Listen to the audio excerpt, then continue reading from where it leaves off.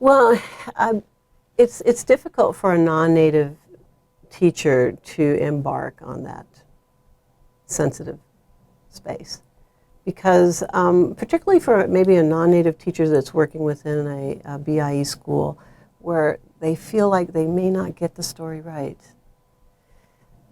And so that might be one of the things that would keep a teacher. I feel like one of the biggest hindrances or barriers to teachers embracing this is time to prep.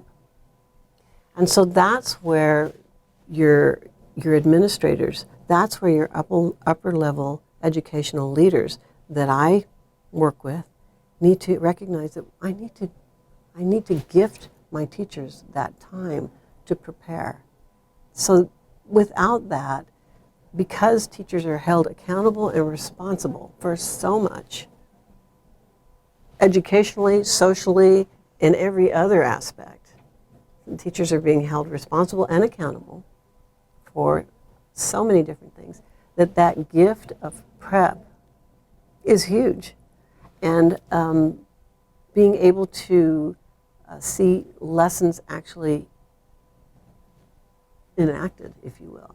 And I've done a little bit of that where I've, gotten a small group of students, teacher ed students together, and we've worked deeply on a curriculum or a unit, more of a unit in history. And then we've asked, can we come in and we're just going to take over your classroom for an entire day? And this is all we need, and we're gonna bring everything else. We just need your students and permission to be there. And then we actually do the lesson, the unit there, and the teacher can sit back and observe all the different strategies that are being invoked in that.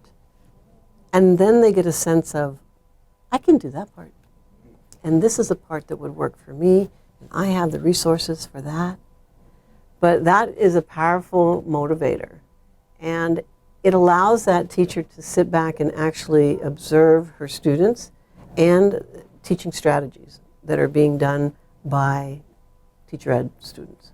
And so the teacher ed students work on this for a number of hours, and of course they're students, and so as instructors we can hold them to that. And they end up enjoying it and coming up with all sorts of strategies to invoke all types of learning modes, and it's a wonderful thing to watch. And I've been in that position a couple of times, and I think that has been truly informative for those teachers that are worried about it. They can see that, oh, okay, I can do these things. I can stretch this thing that took the entire day and maybe move it into a week or 2 weeks, where, and we can have designated areas in the classroom where it just stays up and running. So students have a moment to go back. They can go in there and they can build their timeline, or they can develop their poster, or they can research plants, animals, star systems, medicines, any number of things, geology, but in general, I feel like what teachers struggle with most is time, because they're held to so many different fires.